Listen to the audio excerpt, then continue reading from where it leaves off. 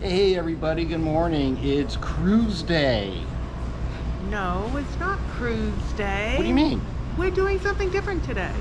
What are we doing? We're gonna go out to the islands of Maine. Can't wait. Actually, we are at the Port of Maine and we are doing the mailboat run. So we're going to be cruising around the Casco Bay Islands. It should be a really fun day. It's gonna be an awesome day. It's beautiful out, so I hope you enjoy. All right, we will catch you guys on the boat. Bye now. Bye-bye.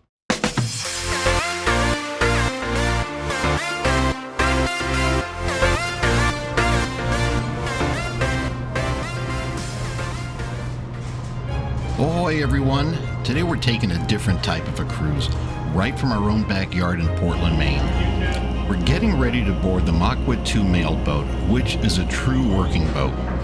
The mailboat provides essential services to island residents of Casco Bay's islands. It provides essential services to the islanders by transporting everyday necessities such as food, mail, and medical supplies. So if you've ever thought about living on an island, but worried about how am I going to get my Amazon packages, well, this is how you get your Amazon packages. The mailboat is staffed by a dedicated crew who work tirelessly to make sure they deliver the services the islanders need.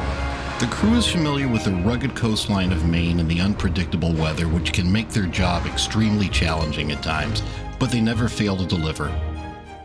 It was kind of a mad dash for seating when we first got on board, and unfortunately we weren't able to film the boarding process. But the boat does have capacity for 399 passengers. There's seating outside on the deck, there's covered seating here, and also downstairs there is ample seating, and there's some tables and chairs. Keep in mind that this is a working boat, so there is no food and beverage service. The closest thing you're going to come to food and beverage service are going to be these two vending machines here. The Casco Bay Line terminal is located very closely to the main port in Portland, so if you're coming off a cruise ship and are thinking about doing this for a day excursion, it might be well worth it. Keep in mind though that this trip does take 3 hours to complete.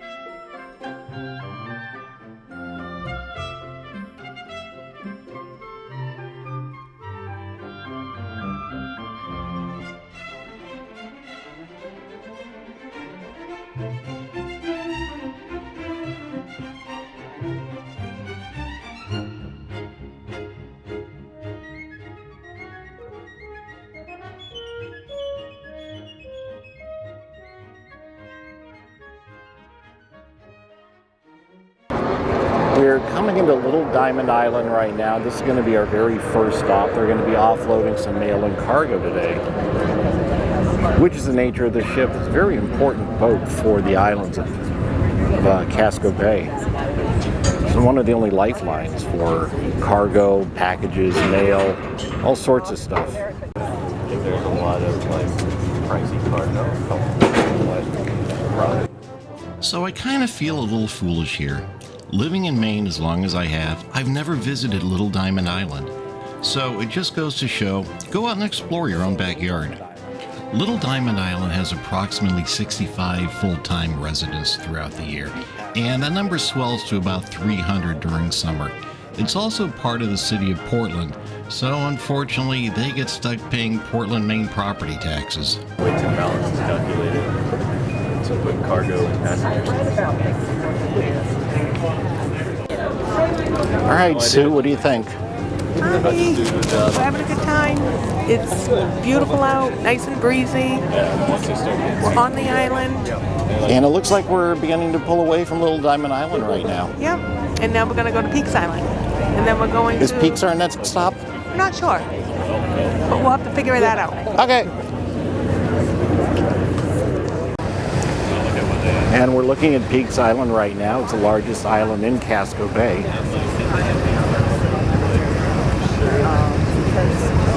is actually considered a suburb of Portland.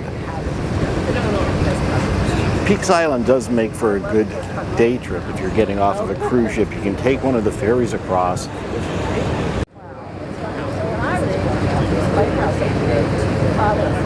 And there's the Wabanaki ferry.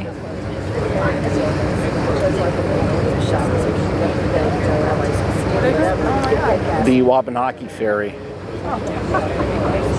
I'm wondering how you do that. And that one's heading back to Portland. And the captain just introduced that we are coming into Great Diamond Island right now. A lot of moorings for boats.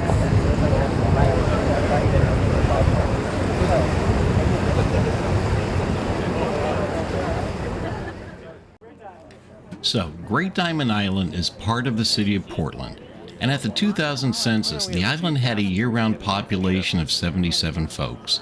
The island is not accessible from the mainland by motor vehicle, and it has a real limited network of roads. The primary modes of transportation are golf carts and bicycles. And did you know the island was used as a military base starting the late 19th century and continuing on through World War II? The island is also home to the former Fort McKinley.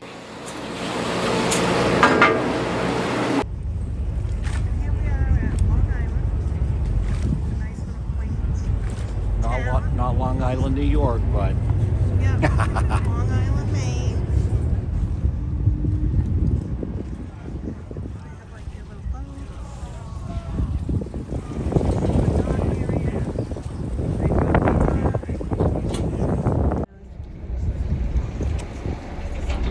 So we're at Long Island, and we're just having our stop, and it's gorgeous out, and there's a lot of nice people on the boat. I'll show you how a lot of people, they come to visit, they take just a tour for a ride, or you can go and stop at some restaurants. And hopefully they're here to spend a lot of money. Yes. Contribute to the local economy. Yeah, Right? and it's just beautiful here, and we love it. It really is a nice day today. Gorgeous out. Turned out to be foggy earlier, but now it's just gorgeous. Yeah, we're at least 80 degrees right now, I think. Really nice. I brought some lunch, so we're gonna have some lunch. I'm having a margarita right now, and we'll come back. Bye now. So again, it's a working boat. It's a real boat. A lot of people like just, it costs $17 for the boat for 3 hours, but it's worth it. Someone's getting a lot of stuff delivered. They get picked up right here at the port. Should I see the dog?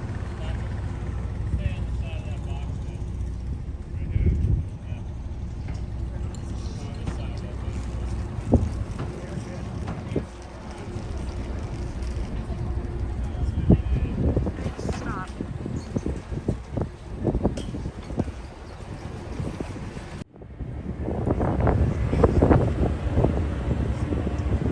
Okay, so we are watching. There's no run-ins. Pier runners? No, I don't think we're going to find pier runners here, so... No pier run-ins. Not today. In the early 1940s, Long Island, Maine played a significant role in the United States' involvement in World War II. The island became a naval air station and served as a training ground for military personnel. It was also home to a radar station and a gun battery to protect the coast of Maine from German submarines. I'm sure you're gonna find a lot of lobster traps. Yeah, we just part it was Long Island. Long Island gets its name for its geographical shape being 2.5 miles long and at its widest point only a half mile wide. And during World War II, Long Island was a fueling depot for the North Atlantic Fleet. There were 3 1,000-foot finger piers that extended from Long Island. It wasn't uncommon to see 5 to 10 naval destroyers anchored in Hussey Sound waiting to be refueled. Also in 1993, Long Island successfully seceded from the city of Portland due to high property taxes. It's now the town of Long Island. Well, I didn't even have to tell the story. I didn't either. We just Hopefully that came out on audio.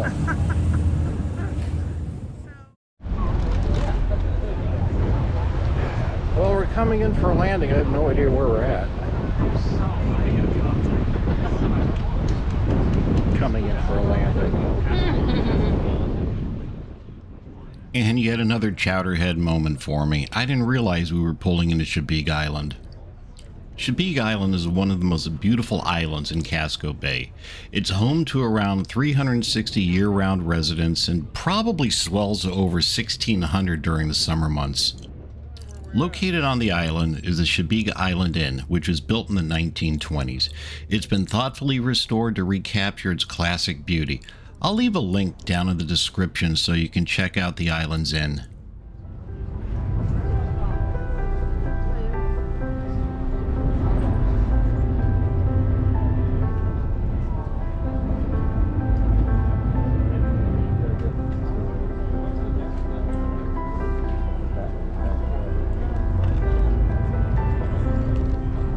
This is something you don't get on the big cruise ships.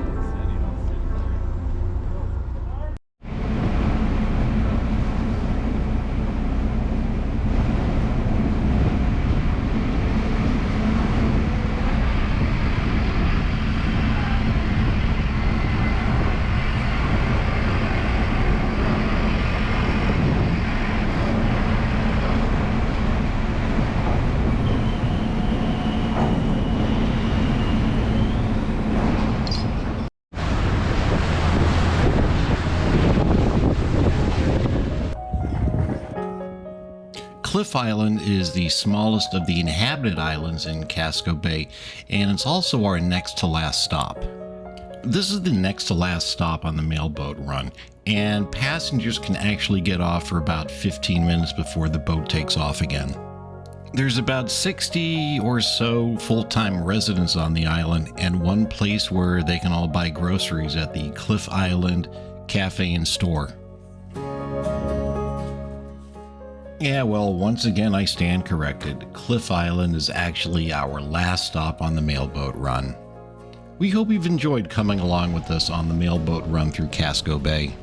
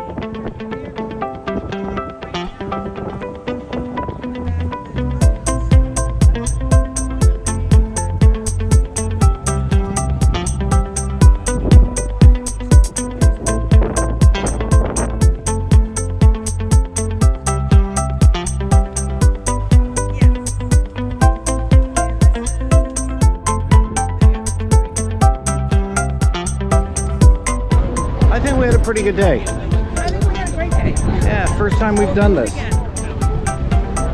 So this would be a pretty good excursion if you're pulling into Portland. Yeah.